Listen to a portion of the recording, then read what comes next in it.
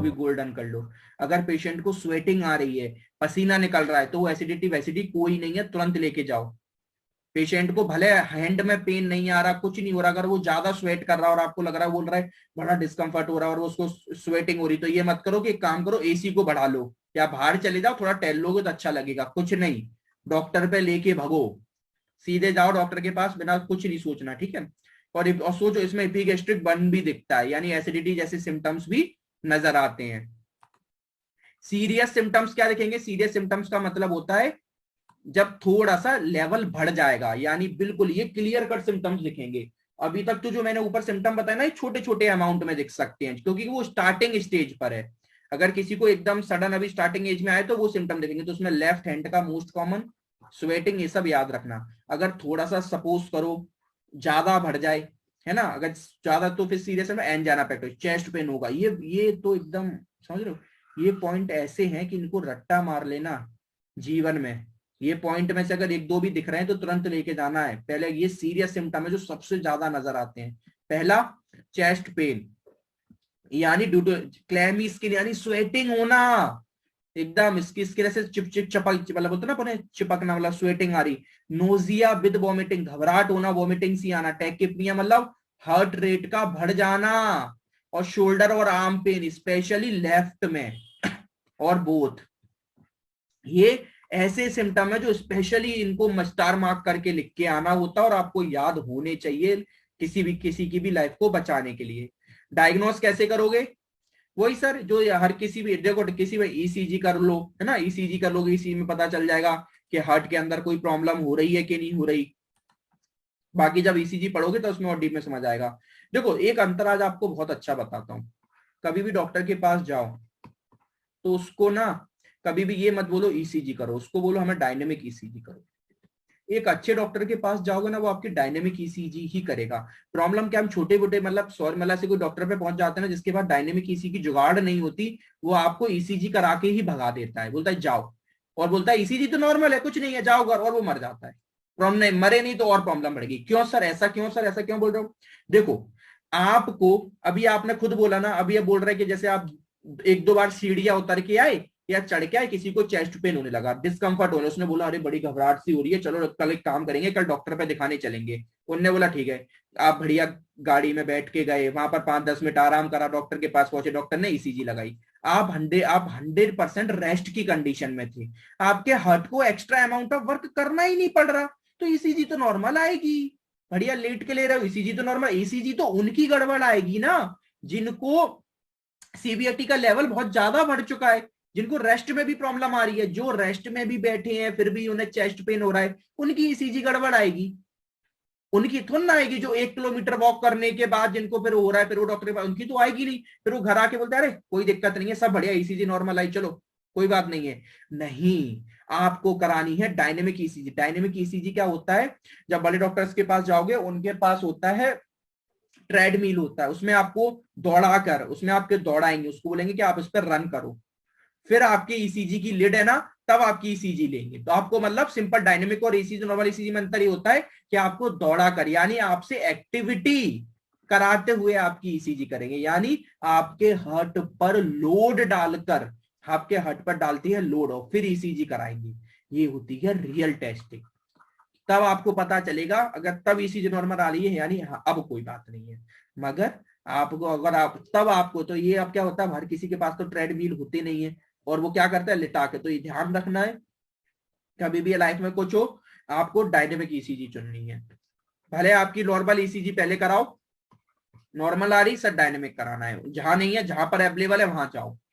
है ना। उससे क्या होगा, जब आपकी हार्ट पे, ठीक है। तो हमने डायनेमिक ईसीजी की बात करी। इतना डीप में बस सिर्फ और सिर्फ इसीलिए पढ़ा रहा हूं क्योंकि डायनेमिक ईसीजी अगर देखोगे तो डायग्नोस में भी नहीं है, लेकिन मैं इसलिए पढ़ा रहा हूं कि आपको हर एक चीज पता होनी चाहिए। एक अच्छे टीचर की पहचान मालूम क्या होती है? एक अच्छे टीचर की पहचान ये होती है कि जो उसके द्वारा पढ़ाएगा स्टूडेंट्स है ना, वो अगर किसी को जाकर पढ़ा सके तब उसे एक अच्छा टीचर बोलते हैं। अगर मैं आज आपको पढ़ा रहा हूं, अगर आप ये आज ही पूरा लेक्चर अटेंड करने के बाद किसी को पढ़ा पाए तो आप समझ लेना कि हाँ मैं एक अच्छा टीचर हूं। अगर आपने बोला कि नहीं नहीं समझ तो सब आ गया मगर मैं पढ़ा नहीं पाऊंगी, या पढ़ा नहीं पाऊंगा तो समझ लेना आपने कुछ नहीं समझा, ठीक है।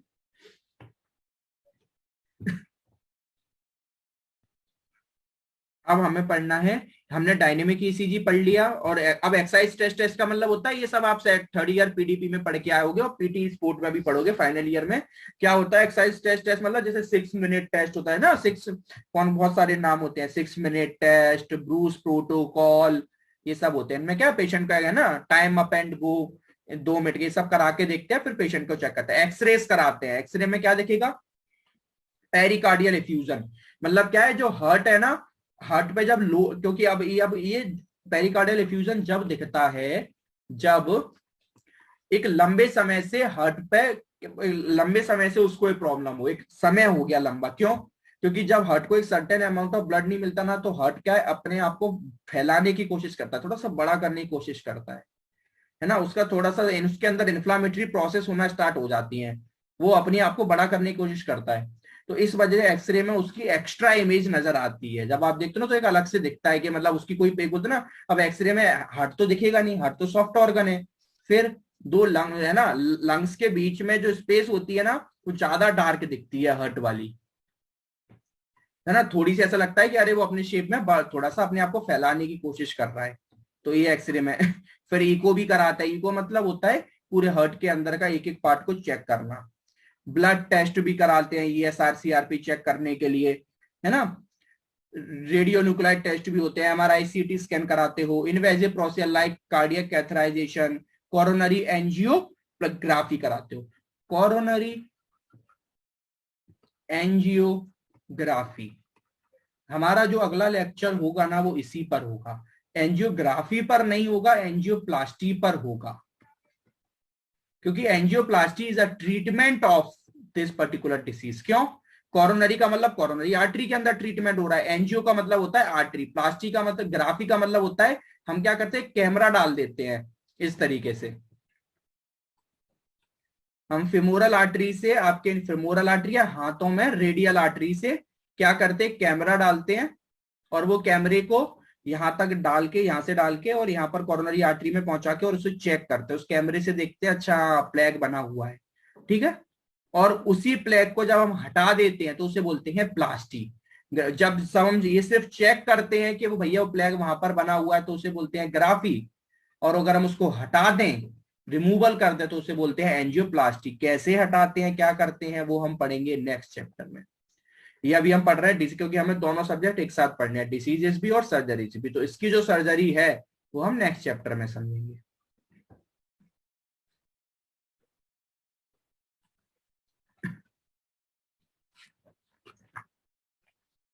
कॉम्प्लिकेशन तो देखो सबकी सेम होती हैं, एक की याद कर लो, जितनी भी हार्ट प्रॉब्लम है सब में वही लिख के आना है, ठीक है ना। कॉम्प्लिकेशन का मतलब होता है कि आगे चल के उसकी वजह से क्या प्रॉब्लम हो सकती है, सबकी वजह से सब प्रॉब्लम हो सकते हैं, याद रखो, ठीक है ना। तो बस इसमें तो याद कर लो कि आपका हार्ट ही काम बंद कर, pumping problem, heart proper blood pump नहीं कर पाए, या ना, या हार्ट आपका फेल हो जाए, है ना, हार्ट फेलियर हो जाए, बीपी कम हो जाए आपकी बॉडी, क्यों, क्योंकि हार्ट प्रॉपर ब्लड पंप नहीं कर पा रहा, तो आपके बॉडी को प्रॉपर ब्लड नहीं मिल रहा, तो बीपी कम हो सकती है। अरिथमिया का मतलब आपकी एबनॉर्मल जो हार्ट बीट है वो डिस्टर्ब हो जाए। कार्डियोजेनिक शॉक का मतलब होता है आपका हार्ट एकदम एकदम शॉक में चला गया, वो प्रॉपर ब्लड ही पंप, मतलब कुल मिला के ब्लड, हार्ट काम करना बंद कर जाए, उसके डिफरेंट डिफरेंट तरीके से नाम लिख दो, है ना। और फिर सीबीए यानी सेरिब्रल वास्कुलर एक्सीडेंट, स्ट्रोक भी हो सकता है आगे चल के। क्यों सर, क्योंकि मैंने बताया ना वो थ्रोम्बस ही तो था, वो तो जो क्लॉट टूट रहा था और जाकर आगे आर्टरी में फंस रहा था, अगर वो क्लॉट टूट कर इस कॉर्नरी आर्टरी से निकल के दूसरी ब्रांच में कहीं कैरोटिड आर्टरी में फंस गया, तो वहां आगे चल के ब्रेन को स्ट्रोक करा सकता है, ठीक है। कुछ भी हो सकता है, कॉम्प्लिकेशन में तो आप कुछ भी लिख सकते हो, गलत नहीं होती। आर्ट्रियल फिब्रिलेशन का मतलब होता है जो आपके हार्ट में एट्रिया होते हैं ना वो डिस्टर्ब डिस्टर्ब हो जाएंगे। वेंट्रिकुलर फिब्रिलेशन मतलब जो आपके हार्ट में वेंट्रिकल्स होते हैं वो उनके काम करना खराब हो जाएंगे, हार्ट ब्लॉक हो सकता है। कार्डियक अरेस्ट मतलब हार्ट ने काम करना बंद कर दिया। पेरिकार्डाइटिस का मतलब जो हार्ट की आउटर लेयर होती है ना, पेरिकार्डियम, उसमें इन्फ्लामेशन हो जाए, स्वेलिंग हो जाए, यही तो वो रीजन है जिसकी वजह से अभी जो पीछे एक्सरे में बता के आया था प्लूरल इफ्यूजन, तब मैंने आपको कहा भी था कि प्लूरल इफ्यूजन कब दिखता है, जब किसी को बहुत समय से हो, और कॉम्प्लिकेशन जब भी आती है जब पेशेंट को बहुत समय से कोई प्रॉब्लम है ना। एन्यूरियमस का मतलब होता है कि आर्टरी का वीक होना, आर्टरी का वीक होना, मायोकार्डियल रप्चर हो सकता है कि हार्ट की जो मिडिल लेयर है ना मायोकार्डियम, वो ही रप्चर हो जाए, है ना, ब्लड क्लॉट बन जाए, मिट्रल वॉल्व यानी जो बाइकस्पिड वॉल्व है वो डिस्टर्ब हो जाए, रिगर्टिकेशन खराब हो जाए, या आर्ट्रियल टैकिकार्डिया हो जाए, कार्डियोजेनिक शॉक या कार्डियक फेलियर ही हो जाए। तो आप एक टॉपिक के भी अगर याद कर लोगे कॉम्प्लिकेशन, तो आप हर हट के कॉम्प्लिकेशन, क्योंकि कॉम्प्लिकेशन भैया सबकी सेम ही होगी ना, अलग अलग तो होगी नहीं। कॉम्प्लिकेशन का मतलब क्या है उसकी वजह से और होने वाली प्रॉब्लम, तो जितनी प्रॉब्लम याद आए लिख दो, एक की वजह से दूसरी तो अपने आप ही होनी, अगर एक हो गई तो आगे चल के कुछ भी हो सकता है। मैनेजमेंट में भैया अभी हम पढ़ेंगे ये सबसे पहले ड्रग। देखो मैं आपको एक बात बता दूं, ड्रग आ चुकी हो आप पढ़ के सेकेंड ईयर में, यहां तो सिर्फ आपको मैं आपको सिर्फ दो दो चीजें याद करनी है, एक हेडिंग्स कौन सा ड्रग देना है और एक उसका एग्जाम्पल, बाकी वो कैसे काम करता है क्या करता है वो सब आप पढ़ के आ चुके सेकेंड ईयर फार्मा में। मगर फिर भी अगर आपको याद है तो आप बहुत अच्छी बात है, नहीं है तो आप यूट्यूब पर जाओ, डॉक्टर दा थिंकर आप चैनल जानते ही हो, उसकी प्लेलिस्ट में जाओ, प्लेलिस्ट में फार्मा की प्लेलिस्ट है, उस प्लेलिस्ट में मैंने ए टू जेड हार्ट रेट को कम करने के लिए क्या करने के लिए सबको मैंने ड्रग समझाए हुए हैं, पूरी सेकेंड ईयर की फार्मा समझाए, तो वहां से जाके आप रिवीजन कर सकते हो, मगर वो यहाँ नहीं लिखना, यहाँ पर तो सिर्फ आपको एक एक हेडिंग डालनी है। क्या क्या मैनेजमेंट का मतलब क्या, जिससे हो रहा था वो लिख दो, हम पढ़ के आ रहे थे ना कि हाई बीपी प्रॉब्लम कर रही थी, तो वो सारी दवाई लिख दो जिनसे बीपी कम होती है, भैया बात खत्म। जैसे एसी इनहिबिटर, एसी इनहिबिटर क्या करते हैं, आपके ब्लड वेसल्स को रिलैक्स करते हैं जिससे आपकी बीपी कम हो जाती है। एंजियोटेंसिन रिसेप्टर ब्लॉकर, ये भी आपकी बीपी को कम करते हैं, ठीक है ना। ये तो अभी थर्ड पॉइंट छोड़ दो, अभी आगे इसको अभी एंड में बताऊंगा। एंटी प्लेटलेट ड्रग, ये कब, ये उन केसेस में किसी को ब्लड क्लॉट ना बन जाए, ब्लड क्लॉट जिनको जिन प्रॉब्लम होती है ना, जिनके बॉडी जिनके ब्लड में क्लॉट बनते हैं, तो हमने बात करा था क्योंकि क्लॉट भी फंस रही थी, समझ क्या ना, तो क्लॉट ना बन जाए इसीलिए। बीटा ब्लॉकर हार्ट रेट को कम करने के लिए, क्योंकि हम बात कर चुके हार्ट ज्यादा अगर बढ़ जाएगी तो हार्ट को ज्यादा काम करना पड़ेगा तो प्रॉब्लम आएगी।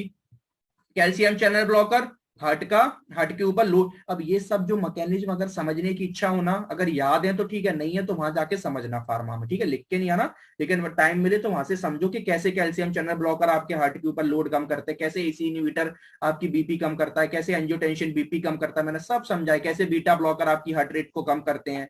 कैसे एंटी प्लेटलेट ड्रग आपके क्लॉट को तोड़ते हैं, सब है वहां पर, मैंने हर टॉपिक को पढ़ाया है। नाइट्रेट्स के ड्रग होते हैं वो आपकी ब्लड वेसल को डायलेट करते हैं, क्या होगा सर ब्लड वेसल को डायलेट करके, कि सर ब्लड वेसल हम डायलेट, सीधी सी बात है, ये अगर एक पाइप है और किसी की अगर हाई बीपी है, अगर मैं इस पाइप को क्या करूं, मैं इस पाइप को दूर दूर कर दूं, फैला दूं, तो इससे जो निकलने वाला ब्लड है उसकी जो स्पीड है ना वो ऑटोमेटिक क्या हो जाएगी, रिड्यूस्ड हो जाएगी। या तो क्यों हो जाएगी, क्योंकि अगर मैं इसका जो ये जो सरफेस एरिया है इसको मैं बड़ा कर दूंगा, तो इससे जो निकलने वाला फ्लोड है, ब्लड है, उसको ज्यादा जगह मिल जाएगी, तो ऑटोमेटिक जो उसकी स्पीड है वो ऑटोमेटिक स्लो हो जाएगी, यानी जो बीपी है वो ऑटोमेटिक से कम हो जाएगी, ठीक है। स्टेटिन्स क्यों दिए जाएंगे, क्योंकि अपन कोलेस्ट्रॉल पढ़ के आए थे, तो उसमें पढ़ के आना मैंने वो सब भी लिखे हैं, पूफा वगैरह ड्रग्स दिए जाते हैं जो कोलेस्ट्रॉल को कम करते हैं, ब्लड थिनर दिए जाते हैं जो ब्लड को पतला कर दें, है ना, जिससे क्लॉट ना बने, पेन के लिए मॉर्फिन देते हैं, ये सब हम ड्रग देते हैं, सबकी मैकेनिज्म आप वहां से समझ सकते हो, यहाँ तो आपको याद ही करने पड़ेंगे और कोई ऑप्शन नहीं है, और याद करने से अच्छा है समझो वहां जाकर। एंटी हिस्टामिक एजेंट देते हैं, क्यों क्यों, क्योंकि अब ये ड्रग स्पेशली लिख के आना, इसको स्टार मार्क कर लो, क्योंकि बाकी सब ड्रग तो बीपी सब पे काम कर रहे थे, लेकिन ये मेन गोल पे काम करता है, यानी जिनको ब्लड सप्लाई कम होती है ना सीधे, तो उसमें रेनेक्सा देते हैं।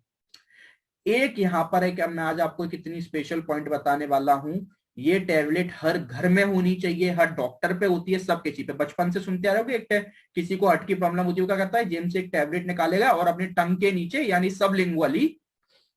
रख लेगा, रख लेता ही नहीं रख लेता, और वो नॉर्मल होने लग जाता है। या फिर आप किसी भी डॉक्टर पे जाओगे, अगर डॉक्टर आपको कुछ भी नहीं जानता ना, तो डॉक्टर आपको तुरंत वो मेडिसिन दे देगा और आप बोल देगा कि आप इसे अपनी टंग के नीचे रख लो, फिर आप जल्दी फटाफट बड़े डॉक्टर पे पहुंच जाओ या हॉस्पिटल पहुंच जाओ, आपको हार्ट अटैक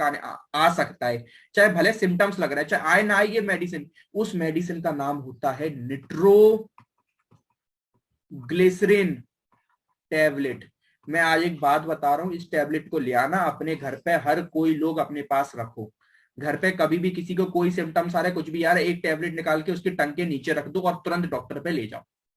इसके टैबलेट का मतलब ये नहीं होता कि खा लो और रात में फिर घर पे सो जाओ, ये कुछ घंटे के लिए काम करती है, तब तक आप बचे, तब तक अगर कुछ भी, अगर देखो प्रॉब्लम, वैसे तो सोचो प्रॉब्लम अगर हो रही होगी तो इससे कम हो जाएगी, नहीं हो रही होगी तो कोई बात नहीं, आप डॉक्टर पे आराम से अगर पहुंच जाओगे। तो nitroglycerin tablet is highly important tablet. ये काम क्या करती है, ये सिंपल सा एक ही काम करती है, जो आपके बॉडी की जो जो ब्लड वेसल्स है ना उनको डायलेट कर देती है तुरंत, इतनी स्पीड में डायलेट करती है ना, इसलिए से सबलिंगुअली लेते हैं, टंग के नीचे रख के, पानी से नहीं पीते, टंग के नीचे रख लेते हैं और उसे खुद डिजोल्व होने देते हैं। ये क्या करती है, आपकी जो हार्ट की वेसल्स है उन्हें डायलेट कर देती है, डायलेट कर देती है, तो जो ब्लड का फ्लो है ना स्पीड वाला वो एकदम रिड्यूस्ड हो जाता है। तो क्या करती है, सबलिंगुअल टैबलेट है, इमरजेंसी टैबलेट है, ये आपकी आर्टरी को ना डायलेट कर देती है, यानी रिलैक्स कर देती है। तो आज से आपसे कोई भी पूछ सकता है वो कौन सी टैबलेट, क्योंकि ये हर हर घर में मिलेगी, जो थोड़े बहुत भी पढ़े लिखे जानते हैं वो सब रखते हैं, तो आप भी रखो और बताओ कि ऐसे घर वालों को बताओ, जिनको आपको लगता है, जिनके घर में आपके ओल्डर एज है, आपको लगता है इनको प्रॉब्लम आ सकती है, तो उनके पास रखो, बोलो ऐसे कभी प्रॉब्लम लगे तो खा के, लेकिन खा के बैठना नहीं होता, डॉक्टर पे पहुंचना होता है, ठीक है ना। और ये डेली डेली पर्पस में नहीं खाना होता, it's for extremely emergency case, कि आपको लग रहा है बहुत इमरजेंसी केस है भैया, पता नहीं क्या हो जाए, तो तुरंत खा के डॉक्टर पे से आराम से पहुंच जाओगे, इतना समय मिल जाता है।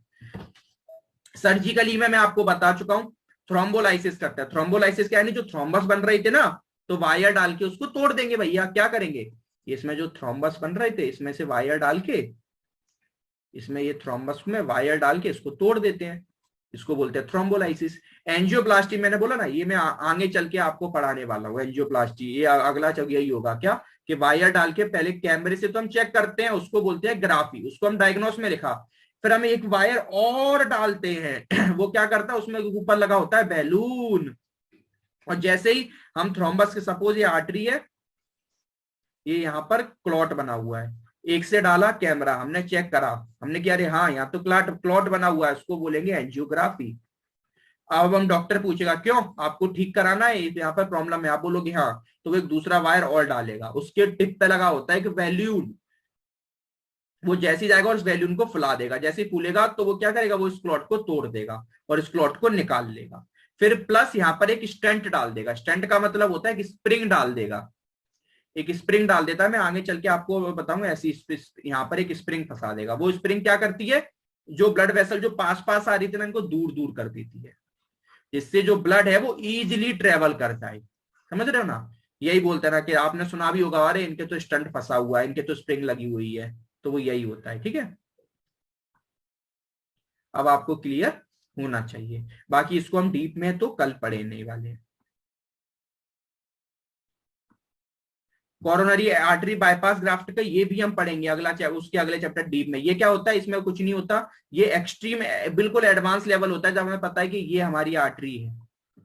इसमें यहाँ क्लॉट बना हुआ, हमने देख लिया नहीं क्लॉट इतना बड़ा है कि ये एंजियोप्लास्टी से टूटेगा नहीं, ये निकलेगा नहीं, तो क्या करेंगे, तो हम एक काम करेंगे, बोलेंगे इस आर्टरी को बोले तुम क्लॉट बनाए रहो, हमें कोई मतलब नहीं, तो फिर बोलेंगे हम एक काम करेंगे, हम एक दूसरा रास्ता बना देंगे, बोले दूसरा रास्ता कैसे, मैं एक इधर से मैं एक दूसरी आर्टरी लगा दूंगा, ऐसे इधर से,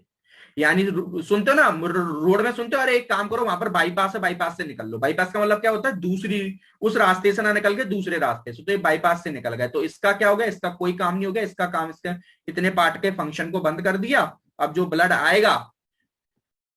अब जो ब्लड पहले ऐसे जा रहा था वो ऐसे ना जाके वो ऐसे ट्रेवल कर जाएगा,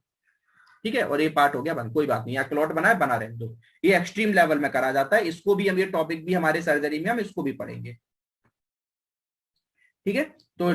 that help restoring blood flow, और प्लस क्या करा जाता है, हार्ट है ना, ऑक्सीजन की कमी है तो ऑक्सीजन दो, और बाकी अपने मन से लाइफ स्टाइल्स पे दो चार बातें आप लिख के आओगे, क्या कि सिगरेट पीना छोड़ो, है ना, टेंशन मत लो, बीपी कम करो, डायबिटीज कम करो, है ना, थोड़ी दिन भर में एक्सरसाइज करो, कोलेस्ट्रॉल मत लो, हेल्दी डाइट लो, ये सब एंड में आप लिख के आओगे। अब मैंने आपको स्टार्टिंग में एक बात बताई थी कि मायोकार्डियल इस्चीमिया में क्या लिखोगे अंतर, है ना, सिर्फ एक वर्ड, वो उस वर्ड का मतलब होता है ये, डेट इज नेक्रोसिस, सिर्फ नेक्रोसिस बस, बाकी सारी डेफिनेशन सेम है। Myocardial ischaemia is a myocardial necrosis का मतलब क्या होता है, अभी तक इस्चीमिया में क्या हो रहा था, जो आपका ब्लड फ्लो था वो हो रहा था कम, डिक्रीज, मगर इस्चीमिया में क्या होता है, वो ब्लड फ्लो इतना ज्यादा कम हो जाता है कि वो जो पर्टिकुलर पार्ट को जहां पर ब्लड जा रही थी उसकी सप्लाई रुक जाती है, वो डेथ हो जाता है और वो सड़ने लग जाता है, यानी नेक्रोसिस का मतलब सड़ने लगना। ये क्यों? वो कब सड़ेगा? जब उस पर्टिकुलर पार्ट में वहां पर ऑक्सीजन की अमाउंट कम ना होकर बंद ही हो जाए, उसे बोलते हैं माइकार्डियल इन्फार्क्शन। बस और कुछ नहीं, बस एक नेक्रोसिस वर्ड लगाना है, बाकी ए टू जेड पूरा कोई भी टॉपिक आ जाए जितना हम पूरा पढ़ के आए वही सेम लिख के आना है। तो myocardial infarction is a myocardial necrosis occurring as a वही सब result of a imbalance between coronary artery myocardium demand so formation of occlusion, वही सब थ्रोम्बस रप्चर बन जाते हैं, वही सब, यानी ए टू जेड पूरा सेम लिख के आना है। बस ये लाइन लिख, अगर मायोकार्डियल इन्फार्क्शन आ रहा है एग्जाम में तो बस एक ये लाइन लिख दोगे, बाकी सब पूरा सेम लिखना होता है, वरना सब कुछ आपका सेम है। ठीक है, that's complete about for heart attack. Thank you.